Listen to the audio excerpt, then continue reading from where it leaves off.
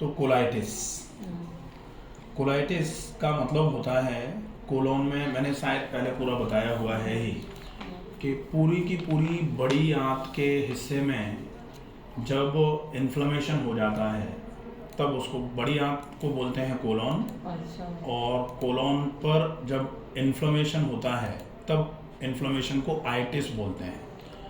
तो कोलोन पर आइटिस इसलिए इसको बोला जाता है कोलाइटिस। जो इन्फ्लेमेशन है इसके कुछ साइन होते हैं, ये 5 साइन, 5 सिम्टम देता है, 5 लक्षण। पहला लक्षण है आंतों में सूजन, तो बड़ी आंत में सूजन आ जाती है। दूसरा लक्षण होता है आंतों में लालामी, तो जब कोलोनोस्कोपी कराते हैं तो इरोजन्स आते हैं, रेडनेस हो जाती है, हाइपोरीमिया हो जाता है आंत में अंदर। तीसरा लक्षण होता है गर्मी, आंत बड़ी वाली आंत में गर्मी रहेगी। सब बड़ी आंत में परेशानी, छोटी में ये कोलोन का मतलब बड़ी आंत होती है। अच्छा। बड़ी आंत। अच्छा।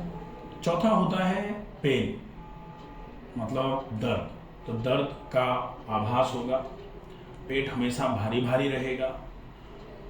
पांचवा होता है लॉस ऑफ फंक्शंस, जो काम है बड़ी आंत का, उस बड़ी आंत के काम की कार्य क्षमता जो है वो कम हो जाना, या कभी कभी बहुत कम हो जाती है, या कभी कभी ख़त्म जैसी भी हो जाती है, 5, 7, 10% काम करती है।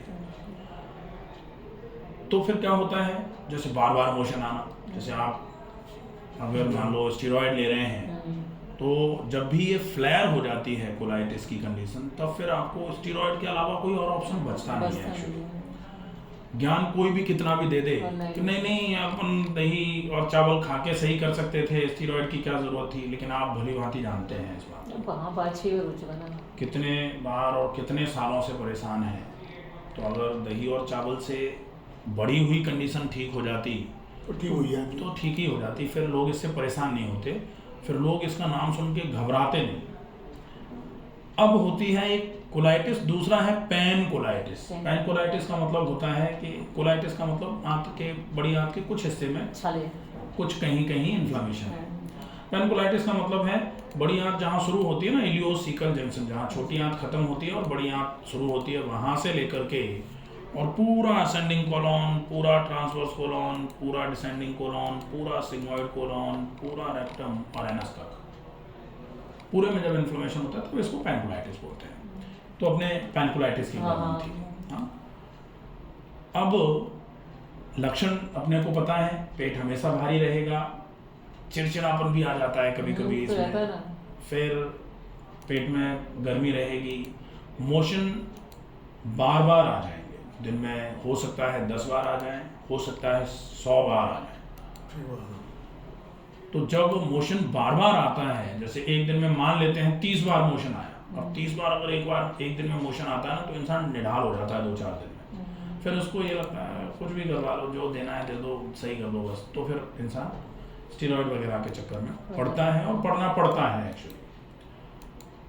जब नेचुरोपैथी की बात आती है तो नेचुरोपैथी में कोलाइटिस का ट्रीटमेंट जो है, नेचुरोपैथी में किसी भी बीमारी का ट्रीटमेंट जो होता है वो सिर्फ शुद्धि से शुरू होता है। आप सबसे पहले किसी भी जगह की अच्छे तरीके से सफाई कर देते हो, और नेचुरोपैथी में पूरे शरीर की सफाई करी जाती है। तो पूरे शरीर की सफाई शुरू होती है आंत की सफाई से, आहार तंत्र की सफाई से। आहार तंत्र में हम होंठ से शुरू करके एनस तक के हिस्से को पूरा साफ करते हैं। अपन ने 10 दिन में देखा है, पूरा मुंह की सफाई हो गई, जीभ साफ हो गई, मसूड़े, गाल साफ, अंदर का कैविटी साफ हो गई, गला साफ हो गया, नाल साफ हो गई, आमाशय साफ हो गया, छोटी आंत साफ हो गई, बड़ी आंत की भी सफाई हुई। छोटी आंत कितनी बड़ी है सर? छोटी आंत का नाम छोटी आंत होता है, लेकिन लंबाई में छोटी आंत लंबी होती है, 22 से लगभग 23। एलोपैथी में छोटी आंत में परेशानी है, बड़ी आंत में ही सही है? नहीं, अच्छा, आपको बड़ी आंत में ही प्रॉब्लम है। अच्छा, और बड़ी आंत में प्रॉब्लम है इसका मतलब छोटी आंत में नहीं है ऐसा नहीं कह रहे। हाँ ठीक, तो समझ। पैनकोलाइटिस मतलब बड़ी आंत है, लेकिन जब बड़ी आंत में इन्फ्लेमेशन होता है तो छोटी आंत में सूजन जरूर आती है, और छोटी आंत में जब सूजन आती है तो इसको एंटेराइटिस बोलते हैं। ये बहुत पहले की कंडीशन है। कोलाइटिस ऐसे ही नहीं हो जाता कि तुरंत कोलाइटिस हो अच्छा जाए। अच्छा। तुरंत कोलाइटिस होता है कभी कभी, जैसे मान लेते हैं बहुत ही ज़्यादा हाई डोज के एंटीबायोटिक्स ओरल रूट से दिए गए, या फिर बहुत लंबे समय तक किसी भी बीमारी के चक्कर में स्टीरॉयड दिया गया। अच्छा तो तो स्टीरॉयड पहले दिक्कत नहीं थी भाई, शुरुआत ये है हमें फरवरी में परेशानी हुई, फीवर नहीं दब रहा था। हाँ। तो एंटीबायोटिक खाए, तो कोर्सान जनवरी खाए 15-20 वो दिन। जनवरी में फिर हमने फीवर आया। डॉक्टर तिवारी जी है, धर्मेंद्र तिवारी है। तिवारी हाँ। उनको दिखाया, तो उनने भी एक महीने स्टेरॉइड दिए, वो नहीं, एंटीबायोटिक ही दिए। उनने भी कही तुम्हें कोई दिक्कत नहीं है, उनने रिपोर्ट कराई, सोनोग्राफी कराई सब आई। सोनोग्राफी कराई और रिपोर्ट कराई, तो वो जो है एंटीबायोटिक ही ज़्यादा 1-1.5 महीने लग गए, और फीवर नहीं दवा। हाँ। फीवर दवा जब जो आप बता रहे हो स्टेरॉइड के लिए इंदौर से तब तब तो फीवर क्या होता है? फीवर तो केवल एक साइन है। फीवर के जो कारण है, वो जैसे नहीं जब आंख आ रही है आजकल आई फ्लू, आईब्रो चल रहा है। तो उसमें भी बुखार आ जाता है। जब किसी को मुंह में छाले हो जाते हैं तो भी बुखार आ जाता है। जब किसी को खांसी हो जाती है ना, जोर से ब्रोंकाइटिस हो जाती है, तो भी बुखार आ जाता है। छोटे बच्चे को जुकाम हो जाता है, उसके साथ बुखार आ जाता है। फीवर आता है। जब फीवर 103 तक आ गया, 104 तक। हाई ग्रेड फीवर जाता है। हाई ग्रेड फीवर जो था वो कोई ना कोई उसका रीजन रहा होगा, कहीं ना कहीं कुछ तो हुआ ही होगा जिस वजह से बुखार था। और जो वो इन्फेक्शन हो रहा था, बुखार का मतलब होता है तो बॉडी आपके में शरीर infection का तापमान बढ़ना। और शरीर तापमान बढ़ाता है, शरीर ये सोचता है कि छोटा मोटा कोई कारण है, हम गर्म कर देते हैं शरीर को, छोटा मोटा कोई वायरस बैक्टीरिया होगा, मर जाएगा। क्योंकि गर्मी में कोई चीज़ रहना पसंद नहीं करती। अपन ने अभी एसी बंद कर रखा है, अपन अपने को भी थोड़ा अनकंफर्टेबल लग रहा है। नहीं हमें तो ठीक है, ठीक है, हमको लग रहा है। आपको तो गर्मी जैसे ही ज़्यादा बढ़ती है, शरीर गर्मी बढ़ाने का काम करता है। और शरीर ने गर्मी बढ़ाई थी कि वो उस वायरस और बैक्टीरिया को ख़त्म कर दे। पहले के समय में लोग ऐसा सोचते थे कि अगर माथे को ठंडा कर लिया जाए और बाकी पूरा शरीर खूब गर्म हो जाए, खूब तप जाए, बहुत ही ज़्यादा तपता है तो फिर गीले कपड़े से आप ऊपर से उसको पहुँच दो, ऊपर से ठंडा कर दो, और अंदर वो गर्मी बढ़ी हुई है तो अंदर वायरस बैक्टीरिया खत्म हो जाएगा, उस गर्मी में सर्वाइव ही नहीं कर पाएगा। तो ये जो फीवर है एक तरीके से शरीर के लिए मित्र रोग माना जाता है। और मित्र रोग माना जाता है, लेकिन कब तक? तब तक जब तक कोई सुपरवाइजर, जो हेल्थ सुपरवाइजर जिसको डॉक्टर बोलते हैं, वो ये एश्योर कर ले कि अब कहीं मित्र रोगी मित्र ही तो कहीं जहर का तीर लेके नहीं खड़ा हुआ है मार दे। तो अगर मित्र रोग कभी जब ताकतवर होकर के शरीर पर हमला बोलने की कोशिश करता है, तब उस बुखार को इंस्टेंट खत्म करने की बारी आ जानी चाहिए।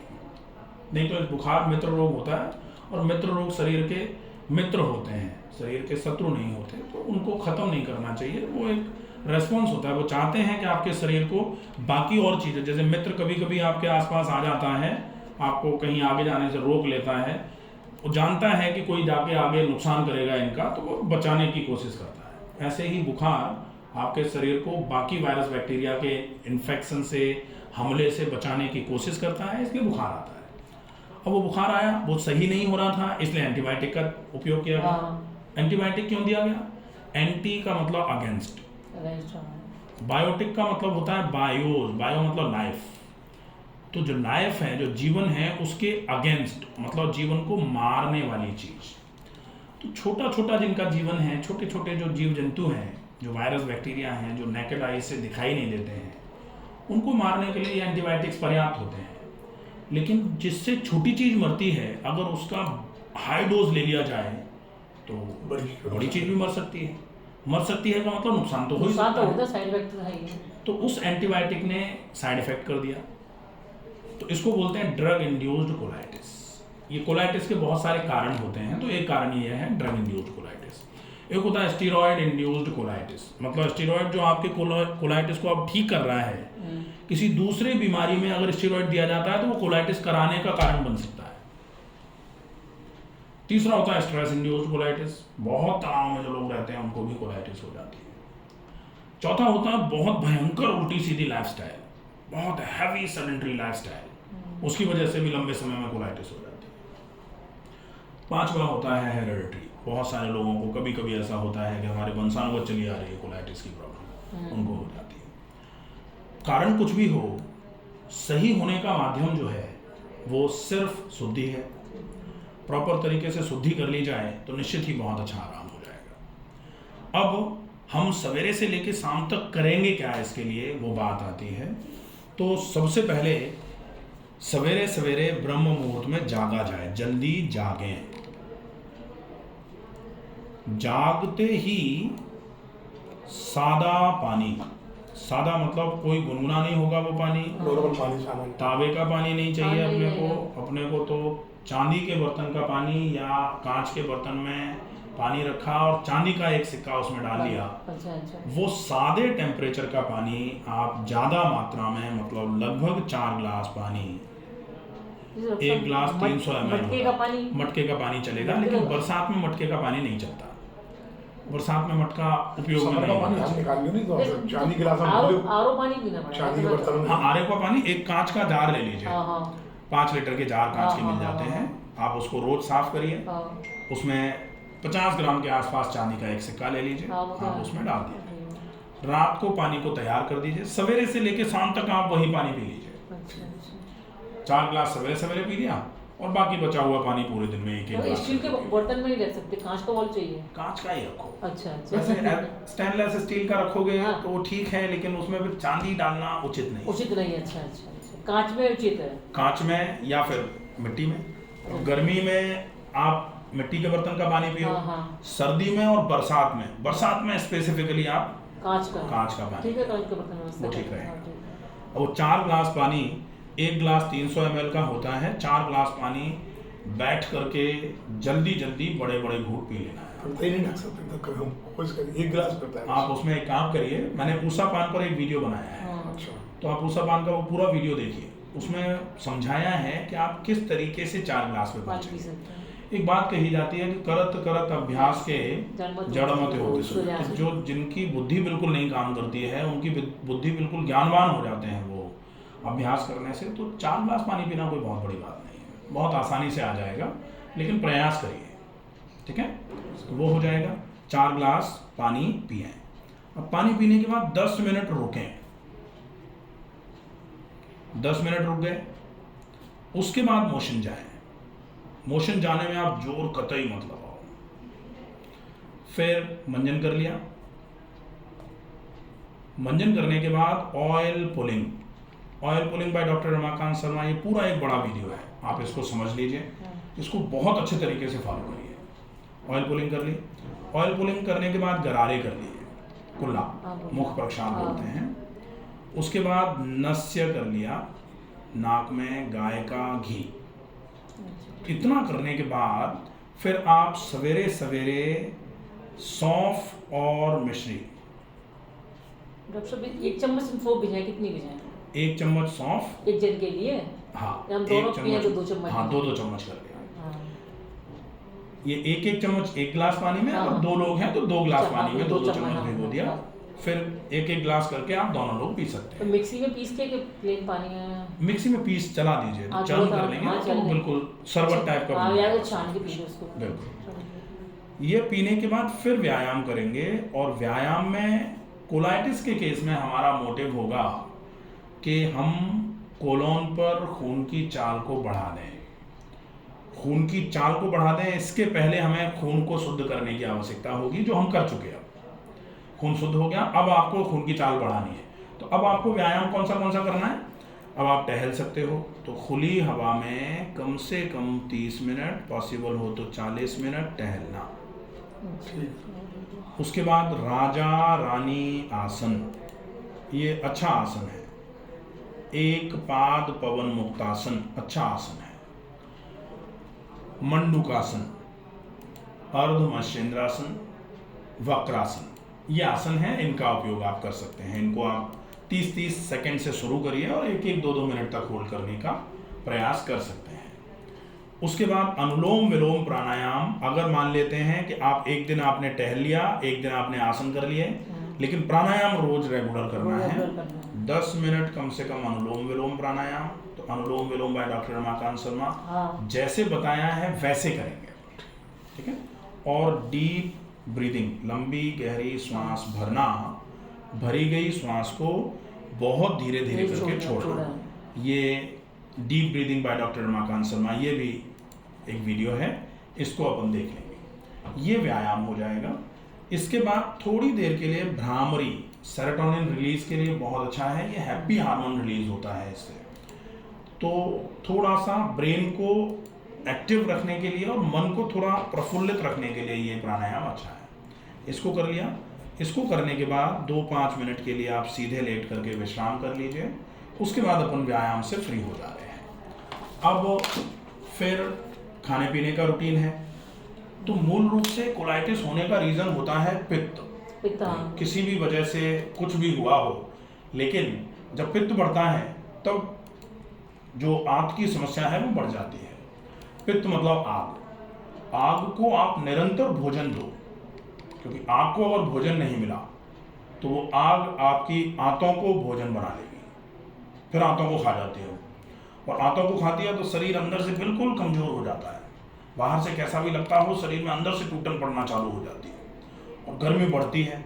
और गर्मी बढ़ती है तो पित्त वृद्ध हो संताप बढ़ जाएगा, मन नहीं लगेगा, चिड़चिड़ापन हो जाएगा, गुस्सा आएगा, आंखों में जलन हो जाएगी, पेट में जलन हो जाएगी, शरीर धीरे धीरे करके रंग जो है शरीर का वो काला पड़ना चालू हो जाएगा। हाँ बिल्कुल, ये सब हो जाए क्योंकि अग्नि है। अग्नि का मतलब जैसे हवन कुंड में अग्नि होती है ना, आप जो भी डालते हो उसमें वो स्वाहा कर देती है। वो तो अच्छा है, वो वातावरण शुद्धि के लिए है, लेकिन यहाँ जो स्वाहा हो रही है ये तो अच्छी बात नहीं है, ये तो गड़बड़ है। इससे बचने की आवश्यकता है। तो भोजन में आप सवेरे से शाम तक जो क्रम रखोगे, पूरे दिन में आपका पानी का इंटेक जो है ना वो 11-12 गिलास होगा। अब सवेरे का पानी तो आपने जल्दी जल्दी पी लिया था, लेकिन इस पानी को आप चूस चूस के पियोगे। 1 गिलास पानी पीने में आप कम से कम 30 सेकंड लगाओ, ठीक है। आप व्यायाम के पहले सौंफ मिश्री ले चुके, व्यायाम के बाद आपको एक सेव बिल्कुल छील करके अच्छे तरीके से नमक के पानी में पहले धो लिया, फिर छील लिया, फिर छोटे छोटे बारीक टुकड़े करे और एक टुकड़े को कम से कम 60 बार चबा के खाना है, ठीक है। सेव खा लिया। साथ में अगर आपको ऐसा लगे भूख लग रही है तो आप थोड़े मुनक्के रात को भीगे हुए, रात को बीज निकाल के भिगोएंगे। अच्छा। और अंजीर। डॉक्टर अंजीर हम लोग खाते नहीं हैं। अच्छा, अंजीर नहीं खाते हैं, छोड़ दीजिए। मुनक्के ले लीजिए, ठीक है। फिर आपको 8 बजे के आसपास कोई एक फल फिर से ले लेना है, 8-8:30 बजे के आसपास। फल में डॉक्टर क्या ले सकते हैं अपन? फल में जैसे अभी नाशपाती आ रही है, अच्छा। थोड़े समय के बाद अमरूद आ जाएगा, तो बीज वाला ज़्यादा बीज वाला अमरूद जो हो ना वो थोड़ा सा आप खाएं। बीज आ रहे हैं तो उसको थूक दिया, ठीक है, वो हो जाएगा। फिर 9:30 बजे के आसपास वेजिटेबल खिचड़ी ये ले लीजिए। सारी वेजिटेबल कुछ भी डाल सकते हैं। वेजिटेबल में खीरा, ककड़ी, लौकी, टमाटर, तोरई, कद्दू, ये सब्जियां आप डाल लीजिए, ये ठीक है। आधी सब्जी आधी खिचड़ी हो। खिचड़ी बिल्कुल जरा सा, अच्छा, मतलब अपने को सब्जी की क्वांटिटी ज़्यादा देनी है, खिचड़ी थोड़ी कम देनी है, और अच्छा। खूब सारा पानी डाल करके खुले में उबाल के खिचड़ी बनाएंगे ना अपन तो। और सौंफ अच्छी मात्रा में डालिए उसमें, सौंफ, जीरा, हाँ वो छौंक लगाते हैं, हाँ बघार लगाते हैं, तो वो लगा के अच्छे तरीके से फिर उसको बहुत चबा के खाइए, ठीक है। अब आपका दोपहर का खाना। दोपहर के खाने में ज्वार की रोटी और वही लौकी, तोरई, टिंडा, परवल की सब्जी और खूब चबा के खाना है।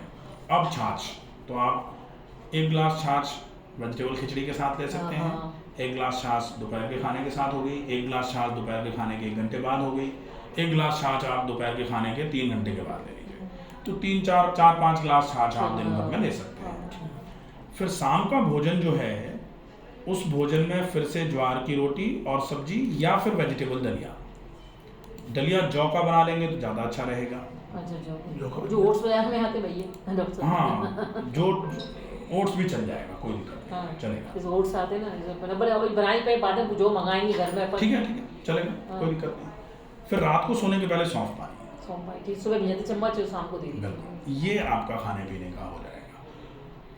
ये खाने में ये खाना है, इससे ज़्यादा ज़रूरी है खाने को चबा के खाना।